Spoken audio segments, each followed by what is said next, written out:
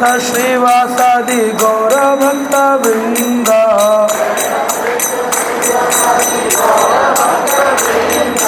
जय जय गौरभूमि सर्वभूमि सार। जय जय गौरभूमि सर्वभूमि सार।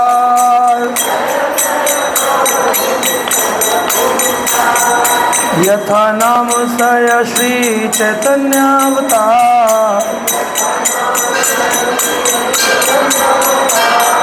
जय जय गौरभूमि सर्वभूमि सार। यथा नाम सय श्री चैतन्य अवतार जय जय श्री चैतन्य जय नित्यानंद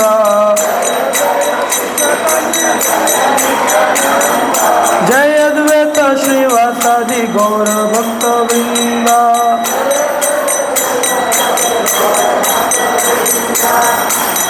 नमो विष्णुपादाय कृष्णप्रस्थाय भूतले श्रीमते भक्तिवेदांत स्वामी नाम नमस्ते सरस्वती देवे गौरवाणी प्रचारणे निर्विशेष शून्यवादी।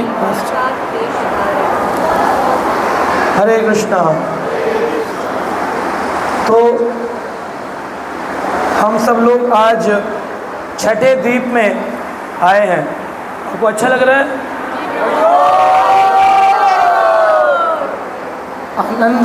आनंद में रहना चाहिए सब लोगों को। ये जो द्वीप है, इस द्वीप का नाम है कोला द्वीप। कौन सा द्वीप है? कोला द्वीप। तो कोला द्वीप में आज हम सब भक्त प्रवेश कर रहे हैं। कोला द्वीप में ये जो मंदिर है जिसमें हम आए हैं, इसका नाम है धामेश्वर मंदिर। धाम ईश्वर, यानी इस धाम नवद्वीप धाम के जो ईश्वर है, धामेश्वर गौरांग महा। नवद्वीप के ईश्वर कौन है? जब भी हम किसी धाम में जाते हैं उसमें तीन मुख्य चीज़ें होती हैं। एक धामी, धामवासी और धाम की भूमि। धामवासी, धामी और धाम की भूमि। तो धाम की भूमि इसलिए स्पेशल है, इसलिए मुख्य है क्योंकि वो लीला स्थलियों पर जब हम कथा करते हैं, आप सुनते हैं, तो करने वाले को कृष्ण कथा वर्णन शक्ति, कृष्ण की एक शक्ति है, उसका नाम है कृष्ण कथा वर्णन शक्ति, उस व्यक्ति के ऊपर कृपा करती है। और जो लोग सुनते हैं, ध्यान से नोट्स बनाते हैं, उनके ऊपर कृष्ण कथा श्रवण शक्ति उनको कृपा करती है। लेकिन ये तभी होती है जब धाम की स्थली पर ये कार्य।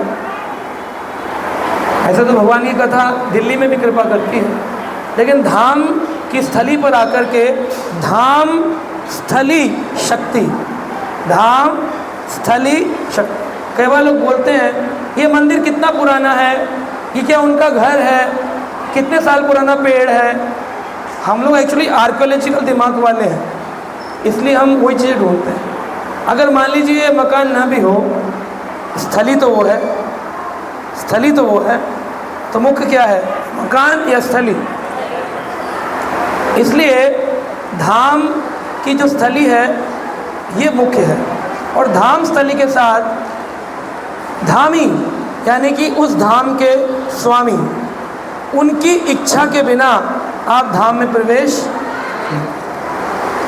तो धामेश्वर, इस धाम के ईश्वर कौन है? चैतन्य महाप्रभु। उनकी इच्छा के विरुद्ध हम धाम में प्रवेश, और उनके द्वारपाल हैं धामेश्वर महादेव, शिव जी, जो कि इस धाम के ईश्वर के प्रिय महादेव।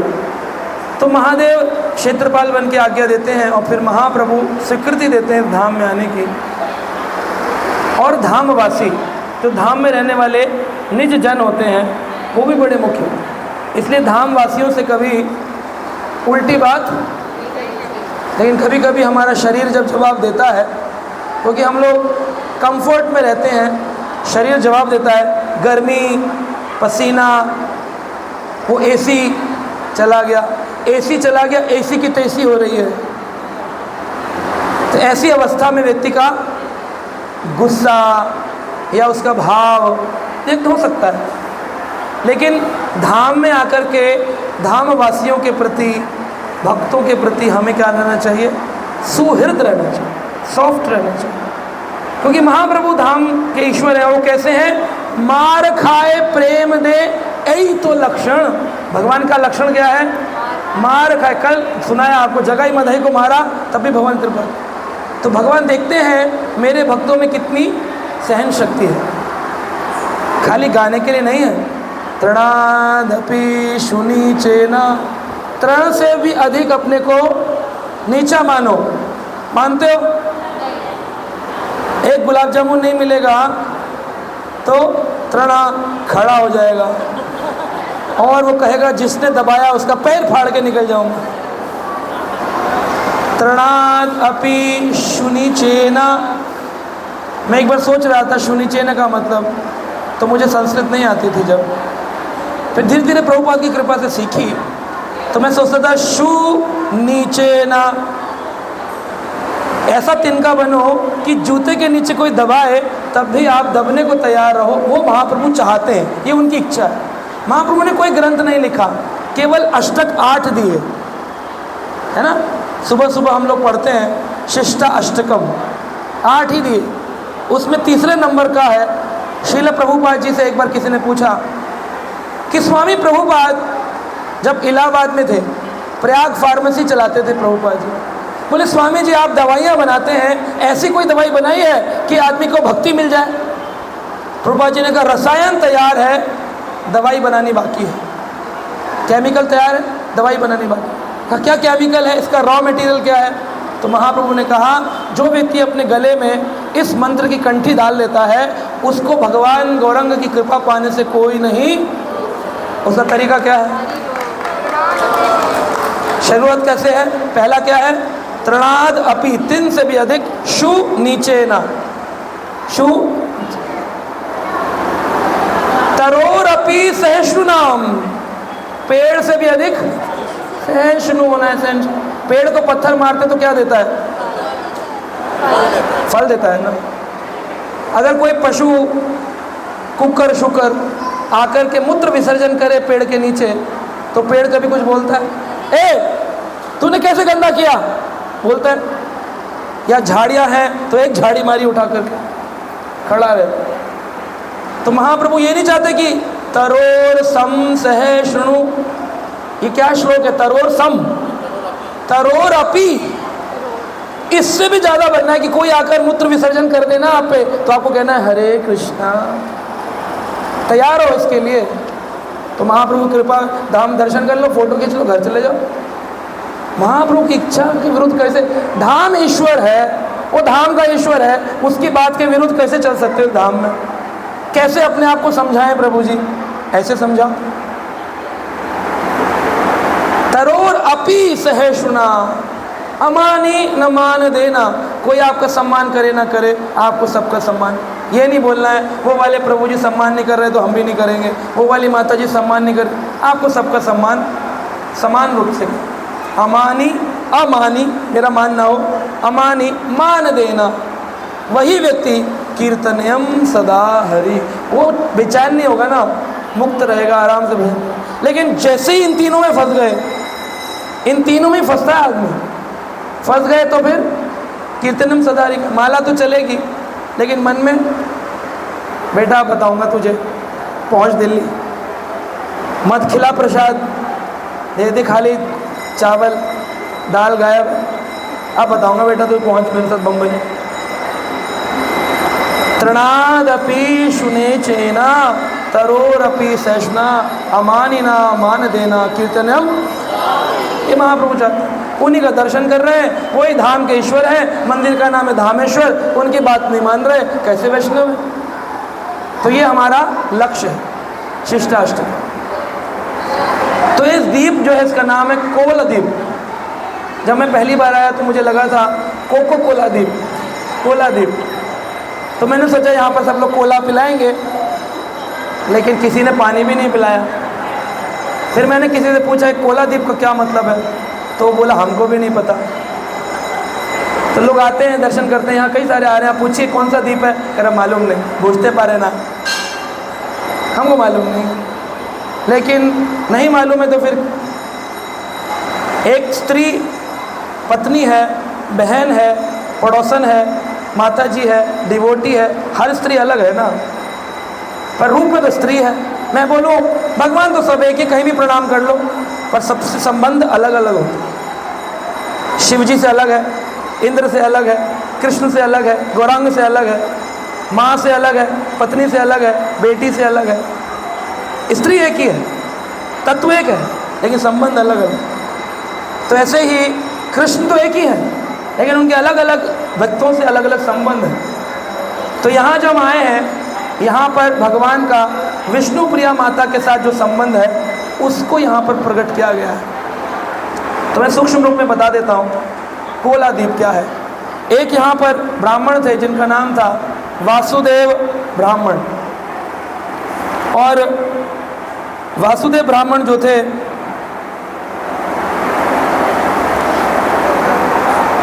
उनके मन में बड़ी इच्छा थी कि वो भगवान के वराह रूप की पूजा करें। कौन से?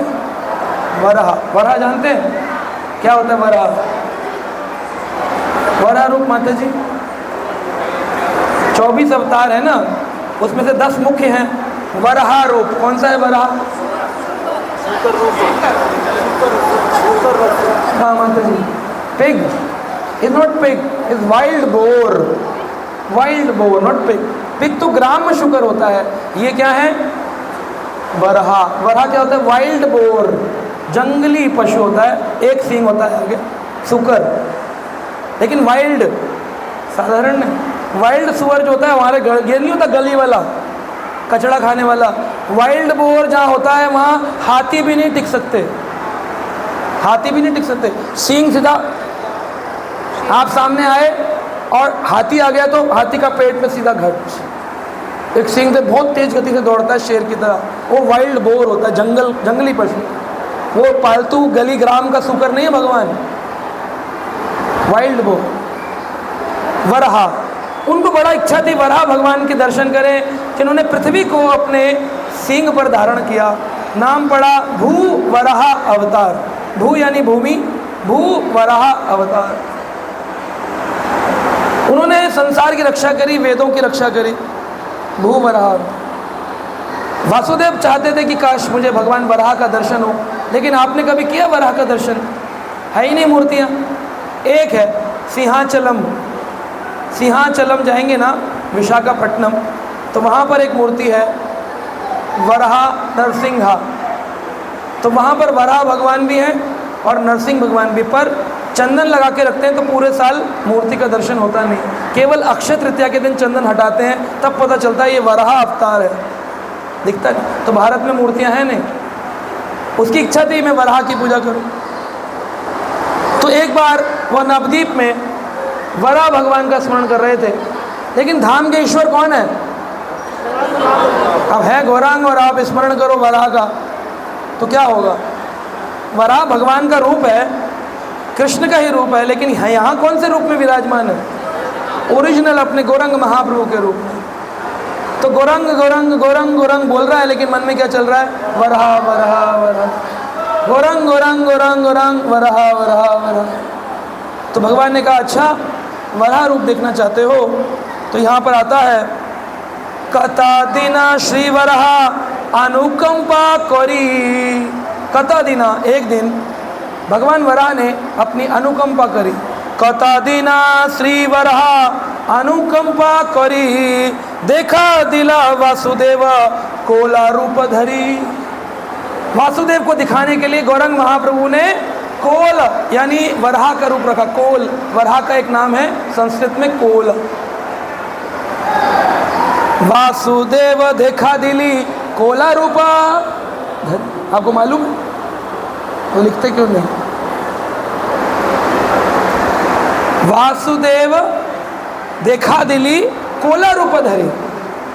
महाप्रभु ने एक वराह का रूप लिया, इसलिए इस द्वीप का नाम पड़ा कोलद्वीप। नवद्वीप है वैसे, लेकिन उसका एक अंग हो गया कोलद्वीप।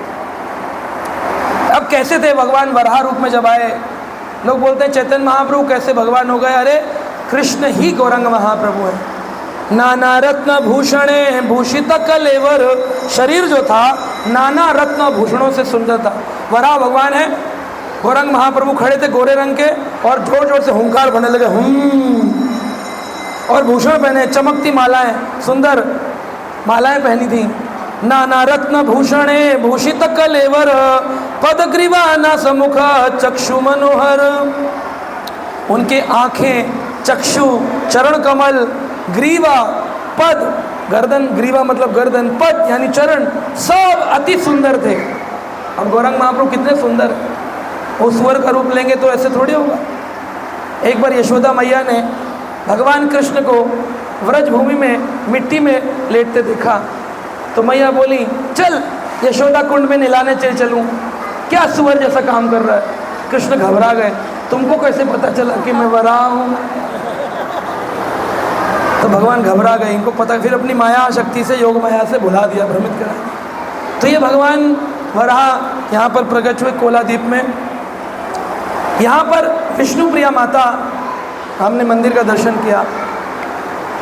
16 वर्ष की विष्णु प्रिया माता, जब चैतन्य महाप्रभु से उनका विवाह हुआ। इससे पहले एक विवाह हुआ था लक्ष्मी प्रिया माता से, लेकिन सर्प दंश के कारण उनका शरीर छूट गया। तो उनकी माँ चैतन्य महाप्रभु की सच्ची माता ने कहा, बेटा घर कैसे चलेगा? पिता जगन्नाथ मिश्र नित्य लीला प्रवेश हो चुके हैं और तुम्हारा भाई बड़ा विश्वरूप वो संन्यास ले चुका है, और मैं अकेली माँ, पूरे गांव में, इसमें नवद्वीप में कोई नहीं है। बेटा तुम पत्नी थी, वो शरीर छोड़ दी, सांप काट लिया, तुम रहो, दूसरी शादी कर लो। तो महाप्रभु बोले नहीं नहीं नहीं नहीं नहीं नहीं नहीं नहीं। लेकिन कई बार माँ के बोलने पर कहा चलो विवाह कर लेता हूँ। तब विष्णु प्रिया माता से, जब वो 16 वर्ष की थी, भगवान ने, भगवान कितने वर्ष के हैं? 24। विष्णु प्रिया माता कितने की हैं? 16। अच्छा कपल है, 16 और 24 के सुंदर पति पत्नी। भगवान चैतन्य के मन में तो वैराग्य है।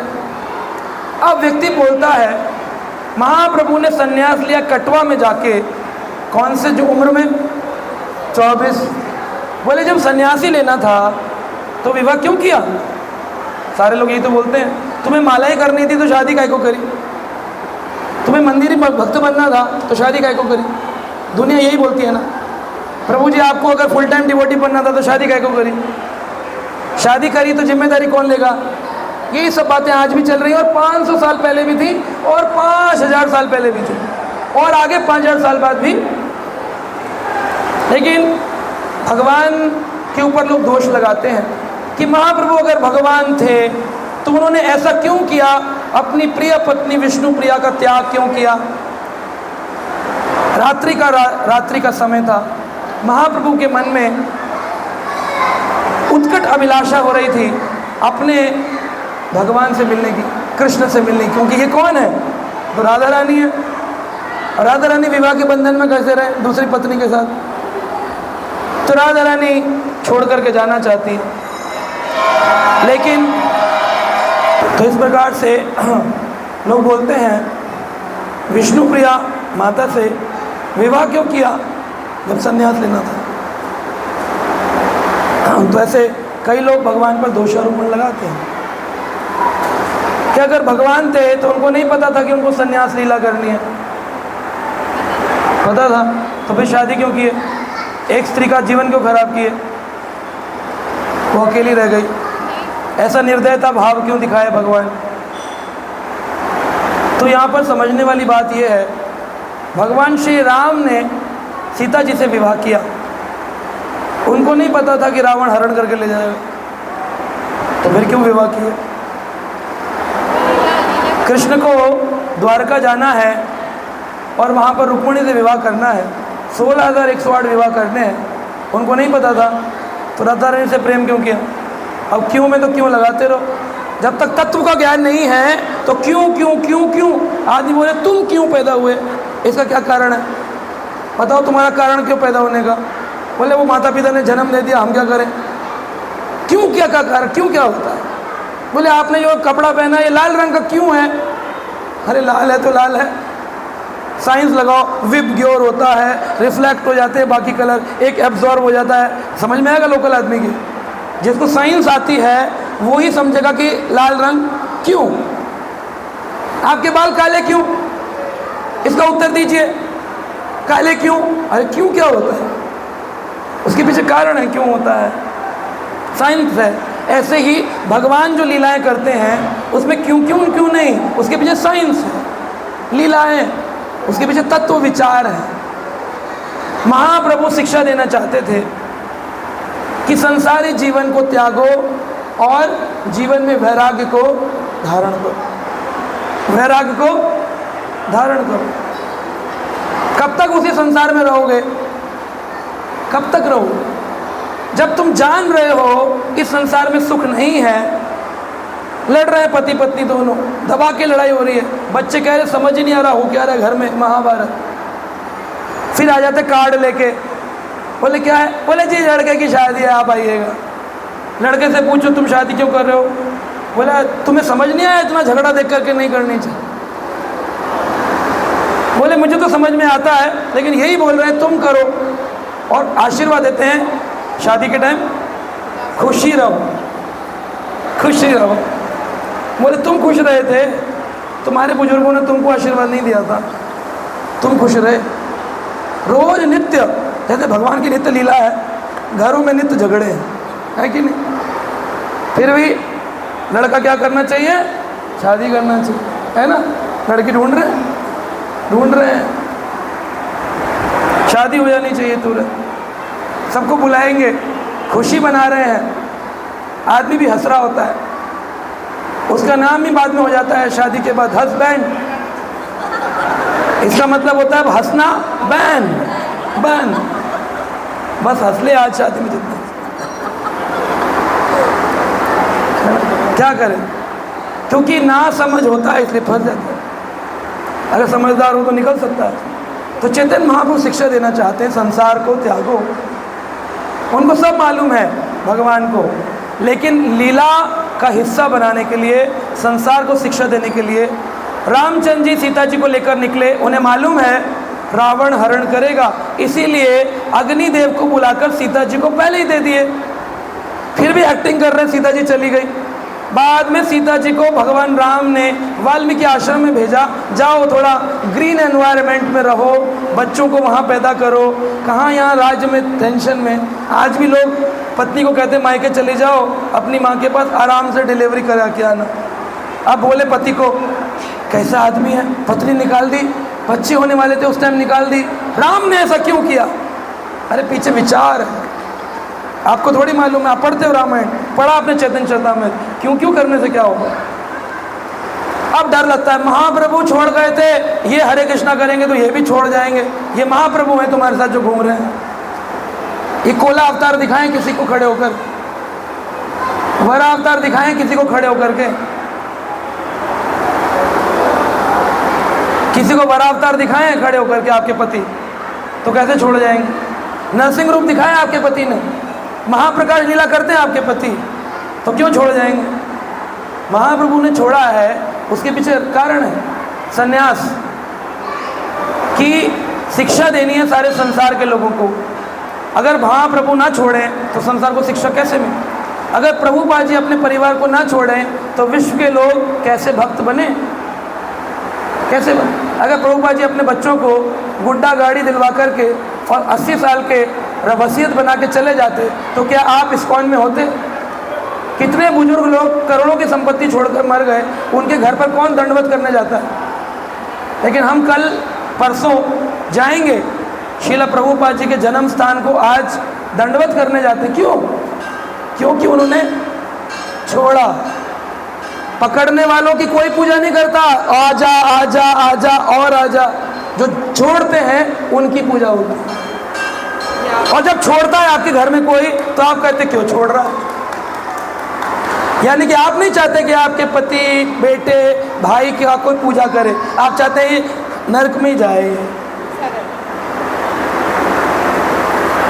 तो मैं ये नहीं कहता हूँ कि सन्यास लें। हमारे गुरु महाराज कहते हैं सन्यास मत लो, द मूड ऑफ सन्यासी, सन्यास का भाव लाओ।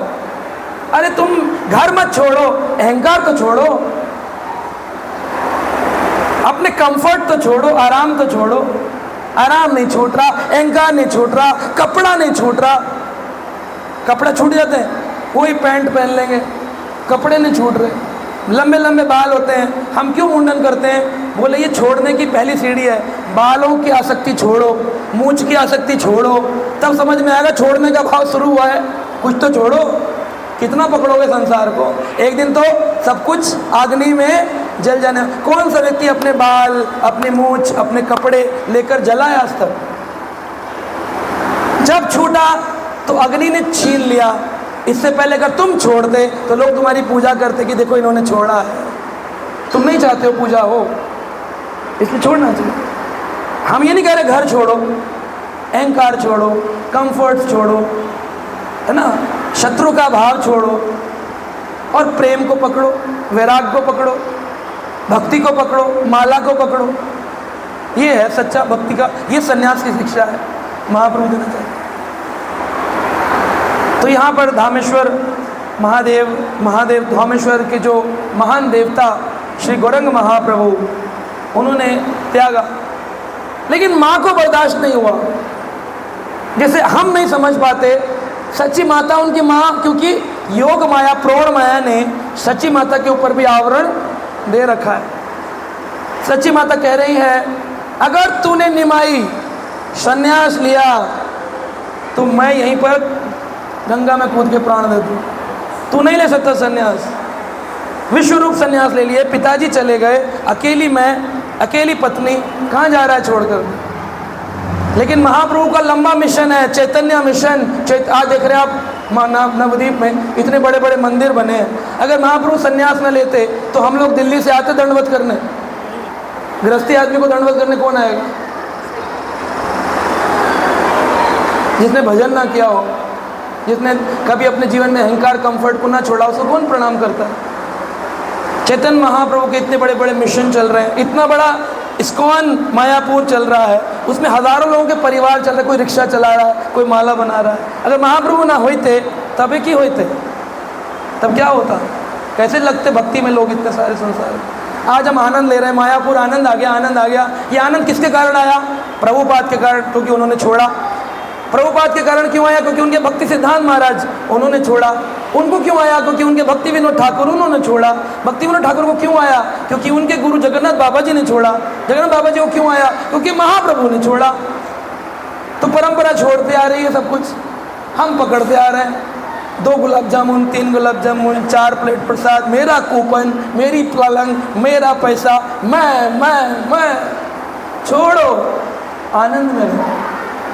हम विरोधी नहीं कि पानी मत पियो, खाना मत खाओ, खाओ, लेकिन मन में तो छोड़ दो भाव। खा लो बस शरीर चलाने के लिए, है ना, आनंद में रहो। महाप्रभु कह रहे दुख में मत रहो। Chant Hare Krishna and be happy. उदास चेहरा, रात की टेंशन सुबह तक आ रही है मुंह पर, 4 घंटे यही विचार करते रहे, मेरा गुलाब जामुन कब आएगा। विचार छोड़ो, हरि नाम को पकड़ो। इस धाम में आके भी नहीं पकड़ा तो महाप्रभु जब छोड़ दिए, रात्रि काल में चले गए और जाकर मुंडन करवा लिए। और कटवा से, रुद्रदीप गए थे ना, निदाई घाट से कटवा जिला चले गए और संन्यास ले लिया। खबर पड़ी, लोग बोले, अरे सच्ची माता तेरा बेटा क्या किया, संन्यास ले लिया, पत्नी छोड़ गया, माँ को छोड़ गया, कैसा बेटा है? लोग तो यही बोलते। तो सच्ची माता पहुंच गई प्रवचन सुनने के लिए, जहाँ गौरंग महाप्रभु संन्यास धारण करके सैफरन कपड़े में प्रवचन दे रहे थे ऐसे ही, और यहाँ अचानक से माँ प्रवेश करती है और माँ को आता वो देखकर महाप्रभु मुंह मोड़ लेते हैं। माँ को देख के मुंह मोड़ लेते हैं। भगवान है, आप इन्हें प्रणाम करेंगे, क्योंकि भगवान जो करते हैं वो अपना आचरण शिक्षा देते हैं। माँ को मुँह देख के मुँह मोड़ने क्यों? माँ आई है, कुछ तो मांगेगी। माँ जब मुंह मोड़ ली तो आकर सामने बैठ गई, यहाँ बैठ गई सच्ची माता, बिल्कुल यहाँ बैठ गई। तो महाप्रभु अब क्या करें, कितना मुंह मोड़े? तो सच्ची माता को बैठे बैठे प्रणाम किया। सच्ची माँ आपको मेरा प्रणाम है। यानी सन्यासी को भी अपनी माँ को प्रणाम करना चाहिए। माँ को प्रणाम किया, क्योंकि उसने जन्म दिया, शिक्षा दी, जिसके कारण व्यक्ति आजकल लोग भक्ति में लगते हैं और माता पिता की निंदा करते हैं। मेरे हिसाब से वो ठीक नहीं, क्योंकि जिन्होंने जन्म दिया, जिन्होंने पढ़ना लिखना सिखाया था, आप गीता पढ़े, भागवत पढ़े, और उन माँ बाप की निंदा करो कि इन भक्ति नहीं करते हैं, नहीं करते, वो उनका प्रारब्ध है, लेकिन उनकी निंदा नहीं करनी चाहिए, उनको प्रणाम करना चाहिए। उनको प्रणाम किए। सची माता प्रवचन के बाद जैसे बोला जाता है, कोई प्रश्न है? सची माता हाथ खड़ा कर दी। महाप्रभु बोले, और कोई? और कोई? अब कोई खड़ा ही नहीं किया प्रश्न, क्योंकि महाप्रभु ने ऐसा वैराग का लेक्चर दिया, कोई खड़ा ही नहीं किया। सची माता हाथ खड़ा रखी ऊपर, तो महाप्रभु सोच रहे थे कि कुछ तो गड़बड़ करने वाली है माँ। बोलेगी कि पत्नी को छोड़ आए हो, कम से कम माँ को अपने साथ रखो, या कुछ करो, या वापस चलो। तो उन्होंने कहा, बोलो सची माता क्या प्रश्न है? बोले, एक व्यक्ति जिसने विवाह किया हो, क्या उसका कर्तव्य उसको छोड़ देना चाहिए, अपने परिवार को, उसकी जिम्मेदारी से भाग जाना चाहिए? महाप्रभु चुप। बोले, कम से कम मैं तुमसे एक चीज मांगती हूँ। महाप्रभु बोले, ना माना, बोलना नहीं कि सन्यास छोड़ दो, ये सोच रहे थे। तो बोली, नहीं, शनिमाई, मैं तुमको सन्यास छोड़ने के लिए नहीं बोलेगी सन्यास छोड़ने के लिए। बोल, फिर क्या बोलेगी? तो महाप्रभु बोले, अच्छा आगे बोलो। बोले, ये जो विष्णु प्रिया है, तो वो बोले, अरे, बोलेगी इससे शादी करो वापस, या इसको एक संतान दे दो, उसके बाद चले जाना, कम से कम बच्चे के साथ खेल तो लेगी। जब वो बोलने लगी विष्णु प्रिया, बोले चुप, माँ मत मांग, और उठने लगे महाप्रभु। तो सच्ची माता कहती, नहीं भाई, मैं तुझको सन्यास तोड़ने को नहीं बोलूँगी, मैं तेरे नियम के विरुद्ध नहीं जाऊँगी, क्योंकि मैं माँ हूँ, जानती हूँ पुत्र की प्रसन्नता जो हो, उसी में माँ की प्रसन्नता होनी चाहिए। वो माता पिता अच्छे हैं जो अपने बच्चों की खुशी में अपनी खुशी मानते हैं। लेकिन निमाई, मुझे तुझसे एक चीज़ चाहिए जिससे तेरा सन्यास भंग नहीं होगा। क्या? कि तू एक बार विष्णु प्रिया से मिल ले। लेकिन सन्यासी मिल सकता है पत्नी से? उसका तो भंग हो जाएगा सन्यास। देखते हैं पेड़ के पीछे सच्ची माता की बहू रानी विष्णु प्रिया खड़ी थी, इशारा करती दौड़ी दौड़ी चली। अब वो आई तो बोले, अरे अब तो और गड़बड़ होने वाली, दोनों पकड़ के ले जाएंगी सास बहू। तो रोने लगी विष्णु प्रिया, रोते रोते कहती, महाप्रभु मुझे आपसे कुछ नहीं चाहिए, बस एक चीज़ चाहिए। बोले, बोलो विष्णु प्रिया। का वचन दीजिए, जो मैं मांगूंगी अवश्य देंगे। कहा, मैं सन्यास के नियम के विरुद्ध कुछ नहीं दे सकता। बोले, नहीं, आपका सन्यास भंग नहीं होगा, लेकिन एक चीज़ दे दो। क्या? अपनी चरण पादुका दे।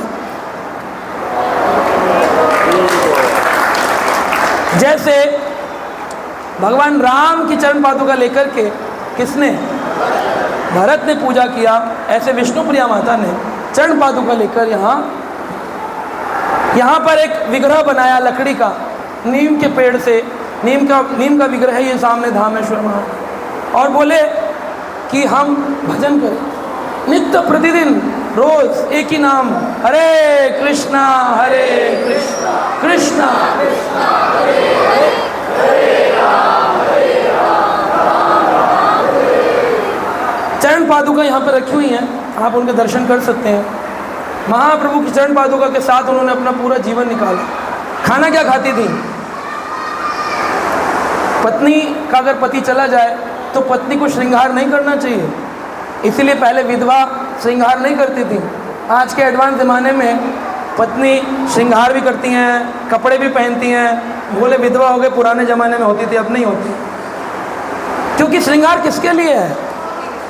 अभी दूसरे आदमी के लिए तो अलग बात है, लेकिन एक ही आदमी के लिए तो फिर दोबारा नहीं किया जाए।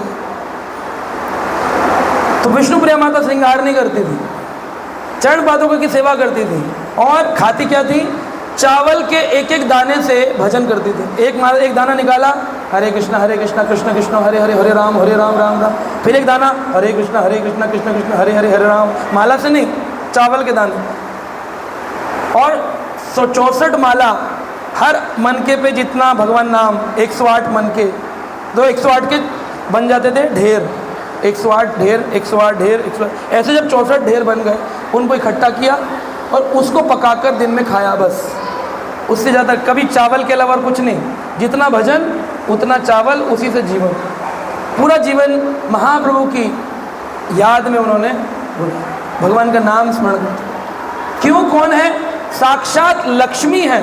लक्ष्मी से कभी विष्णु अलग हो सकते हैं, राधा रानी से कृष्ण कभी अलग हो सकते हैं, लेकिन संसार को शिक्षा देने के लिए लक्ष्मी भी जानती हैं कि मेरा त्याग क्यों कर रहे हैं, भगवान संसार को शिक्षा देने। सीता जी जानती हैं क्यों राम मुझे निकाल रहे हैं, राधा जी जानती हैं क्यों कृष्ण मुझे त्याग करके जा रहे हैं। ऐसे ही आपके हिसाब से गलत हो सकता है, विष्णु प्रिया के हिसाब से गलत नहीं है, भगवान के हिसाब से गलत नहीं है, क्योंकि हमारी भौतिक कामनाएं हैं, भौतिक अंडरस्टैंडिंग है। इस कारण से हम इस दिव्य लीलाओं को समझ नहीं पाते हैं और भगवान पर क्वेश्चंस लगाते हैं। तो सबको ये उत्तर देना चाहिए कि राम को मालूम है, कृष्ण को मालूम है, तो कोई गौरंग महाप्रभु को अपनी लीला का नहीं मालूम। तो इसलिए ये धामेश्वर भगवान गौरंग महाप्रभु का लकड़ी का विग्रह बनाया, नीम की लकड़ी का, और इसी स्थान पर जहाँ हम बैठे हैं विष्णु प्रिया माता ने रात दिन निरंतर 16 साल की उम्र से जितने साल जीवन जिया, सिर्फ महाप्रभु की स्मरण में, याद में, जप करते करते हरे कृष्णा कृष्णा कृष्णा हरे हरे, हरे राम इस स्थान के बाद हम जाएंगे, इस स्थान को दिव्य वृंदावन भी कहते हैं। अभी आपने विष्णु प्रिया माता जी का दर्शन किया मंदिर का, जहाँ राधा कुंड, श्याम कुंड और गिरी गोवर्धन। कोला द्वीप को कोला पहाड़ी भी कहते हैं। क्या कहते हैं? कोला पहाड़ी, क्योंकि कोला पहाड़ी यानी कि चैतन्य महाप्रभु ने कहा गिरिराज गोवर्धन से अभिन्न है। कोला पहाड़ी इज लाइक गोवर्धन पर, और इस गोवर्धन की कंदराओं में ये जो कोला द्वीप है, इसे धामेश्वर स्थान, इसे बहुलावन कहते हैं। बहुलावन क्यों कहते हैं? क्योंकि बहुलावन में कृष्ण ने गाय की रक्षा करी थी। ऐसे ही यहाँ पर विष्णु प्रिया माता ने गाय स्वरूप अपने वात्सल्य प्रेम, अपने माधुर्य प्रेम को प्रकट किया। इस कारण से स्थान बहुलावन से अभिन्न है। यहाँ पर जगन्नाथ दास बाबा जी महाराज की समाधि भी है। जगन्नाथ बाबा जी महाराज को इसी स्थान से उठाकर श्रील भक्ति विनोद ठाकुर निमाई जन्म स्थान दिखाने के लिए योगपीठ गए थे। आपको बस में आने में कितना घंटा लगा? हाँ जी, 1 घंटा लगा। हम लोग 7 बजे चले थे, अभी कितने बजे हैं? 1 घंटा तो नहीं हुआ कथा कीर्तन करते हुए, यानी 1.5-2 घंटे चलकर हम यहाँ पहुँचे हैं। यहाँ से भक्ति विनोद ठाकुर अपने गुरुदेव को टोकरी में रखकर उठा करके कहा, सोचिए आप। और जगन्नाथ बाबा जी महाराज बड़े अद्भुत प्रभावशाली व्यक्ति थे। जगन्नाथ बाबा जी ने बाबा जी का वेश लिया था। तो कई बार ये प्रश्न उठता है, हमारे संप्रदाय में तो गोस्वामी होते हैं, ये बाबा जी लोगों का क्या मतलब है? बाबा जी, व्हाट इज बाबा जी? श्रील प्रभुपाद को बाबा जी कह सकते हैं? क्यों? कौन है? तो सन्यास की कई सारी कैटेगरीज होती हैं। सन्यास में कई कैटेगरीज हैं। एक है कुटीचक सन्यासी, कुटीचक सन्यासी। एक है बहुदक सन्यासी। एक है परिव्रजक आचार्य सन्यासी। और एक है परमहंस सन्यासी। और एक है बाबा जी वेश। ये सन्यास में नहीं आता, ये वेश में आता है। किस में आता है? अब परमहंस सन्यासी जरूरी नहीं है सैफरन कपड़े में हो। भक्ति विनोद ठाकुर सैफरन में नहीं थे, क्या वो परमहंस नहीं थे? वाइट कपड़े में भी परमहंस हो सकता है। कुटीचक सन्यासी का मतलब है जो कुटिया बनाकर अपने ही गांव में, अपने ही घर के बाहर रहता है। ये घर है, घर का त्याग कर दिया, घर के बाहर कुटिया बना ली और कुटिया में रहता है, और अपने घर से खाना बन के आता है, बच्चों से अलग है, वानप्रस्थी टाइप, वानप्रस्थ कर लिया है, बच्चों से मतलब नहीं है, लेकिन घर के बाहर रहता है। इसे कुटीचक, कुटिया बना के रहता है, कुटीचक सन्यासी। जो अपने घर को त्याग करके गांव में रहता है, लेकिन घर में नहीं रहता, घर के बाहर भी नहीं रहता, गांव में घर से बहुत दूर पेड़ के नीचे रहने लगता है, उसे बहुतक सन्यासी कहते हैं। क्यों? बहु घरों से, बहुत सारे घरों से उसका खाना आता है, कभी किसी घर से कभी किसी घर से। जो व्यक्ति खाने पीने से ऊपर निकलता है और अपना एरिया छोड़कर ट्रैवलिंग करता है, पृथ्वी ते आछे यतो नवगर आदि ग्राम सर्वत्र प्रचार हुई मेरा नाम, पृथ्वी के कोने कोने जाकर प्रचार करता है, उसे परिव्रजक आचार्य सन्यासी कहते हैं। परिव्रजक आचार्य, those who are traveling devotees and preaching devotees, they are called as परिव्रजकाचार्य devotees, है ना। और जो व्यक्ति दूध का दूध और पानी का पानी कर सकता है, यानी कि बुरी चीज़ों को नेग्लेक्ट कर सकता है और केवल कृष्ण कथा को एक्सेप्ट कर सकता है, जो सबको अपने से ऊपर मानकर अपने को सबसे नीचा मानता है, उसे परमहंस सन्यासी कहते हैं। अब इसमें वेश होते हैं, सफ़ेद कपड़े में भी गुरुजी हो सकते हैं, सैफरन में भी गुरुजी हो सकते हैं, और बाबा जी के वेश में केवल धोती कोपीन में ऊपर कुछ ना पहन करके भी गुरुजी हो सकते हैं। लेकिन ये वेश उनकी परंपरा से उनको प्राप्त होता है। जगन्नाथ बाबा जी महाराज ने बाबा जी का वेश राधा कुंड वृंदावन से लिया। जगन्नाथ बाबा जी महाराज वृंदावन की यात्रा किया करते थे और राधा कुंड पे रहते थे। बहुत ऊंचे सन्यासी थे, 120 वर्ष की आयु तक उन्होंने बहुत अधिक भजन किया। इतना भगवान के प्रसाद में निष्ठा थी, कितनी निष्ठा थी कि कथा में सो जाते थे और प्रसाद में जग जाते थे। इतनी निष्ठा थी, कथा में सो जाते थे और प्रसाद, अभी प्रसाद में कोई नहीं सोएगा, सोएगा कोई प्रसाद में? एक भी गुलाब जामुन मुंह का नाक में जाएगा? कथा में सो जाते हैं और प्रसाद में, क्योंकि हमारी कथा नाम में निष्ठा कम है। कथा नाम में निष्ठा कम होती है, इसलिए नींद आ जाती है। इसीलिए महाप्रभु ने संकीर्तन आंदोलन कहा कि चलो कम से कम नाचते कूदते भगवान धाम चले जाएंगे, कथा तो ही समझ नहीं पाएंगे, बैठेंगे तो सोएंगे। तो इसलिए बाबा जी, जगन्नाथ बाबा जी महाराज की नाम निष्ठा यानी जप में बहुत निष्ठा और प्रसाद निष्ठा बहुत गहरी थी। इतनी प्रसाद निष्ठा थी, उनके सर्वेंट बिहारी ने, सेवक उसका नाम था बिहारी, वो बिहार से नहीं थे लेकिन बिहारी नाम था, जैसे बांके बिहारी। एक बार एक मेरे ऑफिस में एक स्त्री ने पूछा कि प्रभु जी आप बांके बिहारी की पूजा करते हैं? मैंने कहा हाँ जी हम भी करते हैं। मैंने कहा अच्छा, एक प्रश्न है, हमने सुना है आप ऑफिस में काम किया करता था 15 साल पहले, तो बोले आप तो जानते पढ़ते हैं, लेक्चर देते हैं? मैंने कहा हाँ मैं पढ़ता हूँ लेक्चर। तो आप बताइए कृष्ण क्या बिहार से थे? मैंने क्यों, फिर उनके नाम बांके बिहारी क्यों है? क्योंकि बिहार के लोगों को ही क्या बोलते हैं? बांके बिहारी नहीं, बिहारी हो। तो बांके बिहारी में बिहार के, मैं कहा वो वाला बिहारी नहीं है, ये है बांका पुरुष यानी युवा लड़का जो वृंदावन की निकुंज कुंजों में विहार करता है, घूमता फिरता है, क्रीड़ाएं करता है, उसे कहते हैं बांका। बोलते ना बड़ा बांका है, बांके बिहारी। हाँ हाँ, जो बांके सुंदर पुरुष है। तो इस प्रकार से बिहारी शब्द आया। राधा रास बिहारी यानी कि राधा रानी के प्रेम माधुर रस का आस्वादन जो करते हैं, उसमें विहार जो करते हैं, उनका नाम है राधा रास बिहारी। ये थोड़ी कि राधा रानी को रस पिलाने के लिए बिहार ले गए थे इसलिए राधा रस बिहारी। ऐसे लोग होते हैं, तर्क का कुतर्क करते हैं, वितर्क करते हैं। बोले होए वही जो राम रचि राखा, को करी तर्क बढ़ावे शाखा। इसका अर्थ बताइए।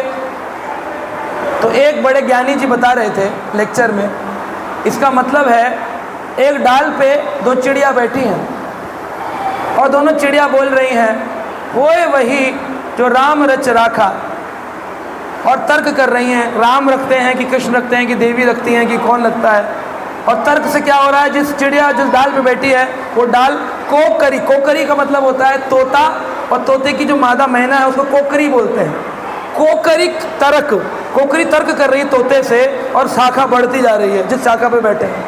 ये वो मीनिंग बता रहे थे कि होए वही जो राम रचरा का कोकरी तर्क, कोकरी तर्क कर रही है और बढ़ावे शाखा, शाखा बढ़ रही। क्या ये मीनिंग है? ऐसे लोगों ने गीता के मीनिंग, भागवत के मीनिंग बदल दी हैं। लेकिन हमें एक ऐसे व्यक्ति के साथ जुड़ना चाहिए जैसे श्रील प्रभुपाद, जिन्होंने गौड़ीय मिशन को आगे बढ़ाया और हमें सही रूपांतरण करके सिखाया क्या मतलब क्या है।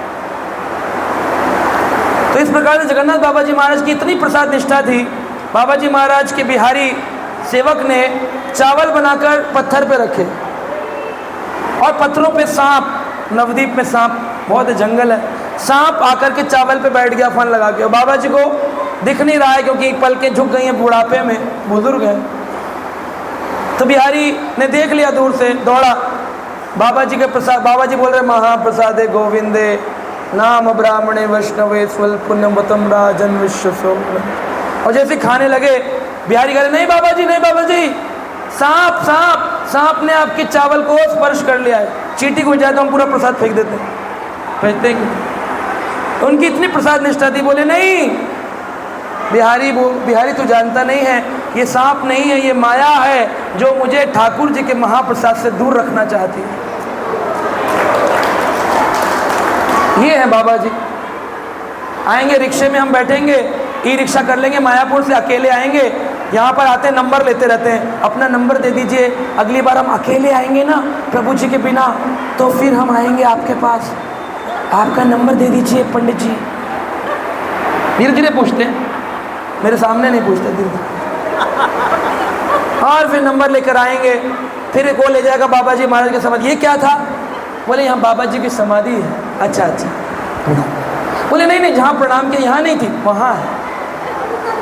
वो प्रणाम कर ली, कुछ मालूम नहीं क्या करना। जैसे भक्ति विनोद ठाकुर जी की समाधि पे हम कल गए तो लोगों ने पूछा ये पुष्प समाधि है, समय कम था, जल्दी हो रही थी भक्तों को, जाना है या फिर भी देरी हो गई। तो उस समय इसका प्रश्न का उत्तर रह गया। और हम आए किस लिए हैं? एसी में सोने, प्रश्न उत्तर पूछने, भक्ति को बढ़ाने।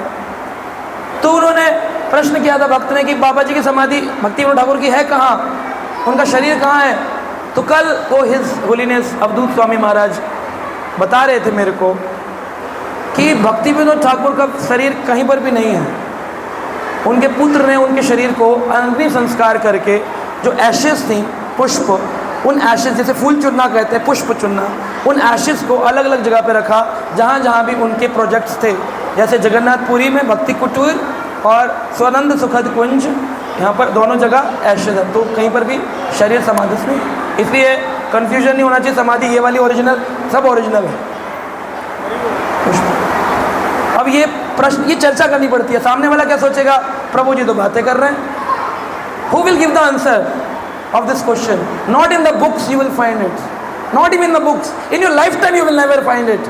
But when you come to धाम, आपको साधु संग करना चाहिए। ऐसे छोटे छोटे पॉइंट्स आपको कैप्चर होते हैं, पूरी लाइफ में कोई नहीं बताएगा। 3 दिन बाद जाकर घर पे सो सकते हैं, 6 घंटे, 10 घंटे, 12 घंटे, लेकिन यहाँ थोड़ी तपस्या करेंगे, सीख लें। फिर भी आपको लगता है कि तपस्या कम करनी है, मुझे कोई दिक्कत नहीं है, 3 दीप में से 2 दीप करके चला जाऊँ, मेरा क्या जा रहा है? बाहर आइसक्रीम खा लूँगा आपके साथ खड़े होकर, नारियल पानी पी लूँगा, है कि नहीं? रहेगा किसका दीप? ज्ञान किसका रह जाएगा? तो it's your choice, not my choice.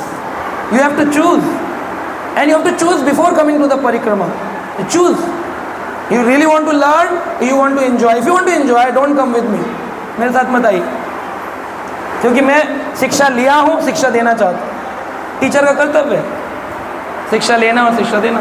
ब्राह्मण आप घूमने आए तो बहुत सारे हमारे यात्रा आती हैं जो घुमाने के पर्पज़ से आती हैं, वो घुमाएंगी, फ़ोटो खिंचाएंगी, कीर्तन करेंगी और ले जाएंगे आप, लेकिन आपको शिक्षा नहीं मिलेगी। आपको चॉइस करके आना चाहिए। ऑनलाइन वाले भी सुन रहे हैं और प्रेजेंट वाले भी सुन रहे हैं, सभी भक्तों के लिए एक ही उपदेश, शिक्षा ही बचा सकती है और कुछ नहीं बचा सकता। हम आज सरकार भी कहती है जन जन को पढ़ना चाहिए, बोलते हैं कि नहीं? Education is a bliss, school पढ़ो, कॉलेज पढ़ो, क्यों बोलते हैं पढ़ाई को इम्पोर्टेंस? क्या भक्ति में पढ़ने की ज़रूरत नहीं है? शॉपिंग करके तांत की साड़ी खरीद कर भक्ति प्राप्त हो जाएगी हम लोगों को। मैं ये विरोधी नहीं हूँ कि आप कपड़े मत लो, लेकिन शिक्षा भी तो लो, शिक्षा भी लो। ये शरीर चला जाएगा, कितने कपड़े पहनेंगे हम? तो इसलिए इसकी गहराई को समझना चाहिए आकर। तो ये जगन्नाथ बाबा जी महाराज की स्थली है, ये स्थली है हमारे भगवान गौरंग महाप्रभु की, ये स्थली है विष्णुप्रिया माता की। यहाँ से उस भाव को अंगीकार करिए, दर्शन करिए उस चरण पादुका का, रोइए, काश हमारे अंदर वो वैराग्य, वो भक्ति आए। कब तक सड़ते रहेंगे दिल्ली के अंदर कमरों के अंदर एसी चला के? कब तक सड़ेंगे? मर जाएंगे हम उसी कमरों के अंदर। प्रभु हमें कब भक्ति मिलेगी? कब हमारा उद्धार करेंगे आप? ये रोना चाहिए आकर हमें यहाँ पर। हो सकता है आपको कड़वा लगेगा मेरा बात, लेकिन करेला कड़वा भी होता है, लेकिन स्वास्थ्य के लिए अच्छा होता है ना? डायबिटीज नहीं होती है कि नहीं? गलत है? तो सीखिए, नोट्स बनाइए, याद करिए, स्मरण करिए। और कल जब हम लोग आपसे पूछेंगे आपका क्या अनुभव है, तो आप सबको बोलना चाहिए। ये नहीं बोलना चाहिए नहीं मैं नहीं बोलूँगा। अरे ये कोई नेताजी का भाषण नहीं है कि मैं नहीं बोलूँगा 2 मिनट। सबको बोलना चाहिए महाप्रभु के बारे में, बोलना चाहिए मैं बोलना चाहता हूँ। और मेरा गुणगान नहीं, महाप्रभु हमने क्या सीखा इन 3 दिनों में, हमने कौन कौन से मंदिर में कौन सा पॉइंट है जो मेरे हृदय को विदीर्ण करके गया। अब मैं इसको अप्लाई करूँगा, प्रभु जी अगली यात्रा में आऊँगा और चेंज होकर दिखाऊँगा। ऐसा बोलना चाहिए, ऐसा नहीं बोलना चाहिए अच्छा अगली बार अब मैं आऊँगा ही नहीं, तो फिर आपने शिक्षा ली नहीं। मैं आपके चरण पकड़ सकता हूँ अगर आप मेरे बुरा मानते हैं तो, लेकिन महाप्रभु के मूवमेंट को खराब मत करिए। ये शिक्षा का मूवमेंट है। महाप्रभु चाहते थे पूरा विश्व बंगाली सीखे और आकर के इस नवद्वीप में रहे और गौरंग महाप्रभु की कलयुग की कृपा प्राप्त करे। विदेशी लोग आ रहे हैं, 122 देश के लोग बंगाली सीख रहे हैं और हम लोगों को बंगाली लोगों पर हंसी आती है। हम उन्हें कहते हैं बंगला है बंगला है, ऐसा नहीं करना चाहिए। ये धामवासी हैं, वी शुड रिस्पेक्ट, उनका सम्मान करें क्योंकि ये महाप्रभु की वाणी बोल रहे हैं, है ना। तो उस भाव से हम धाम का भ्रमण करें। अभी हमारा अगला पड़ाव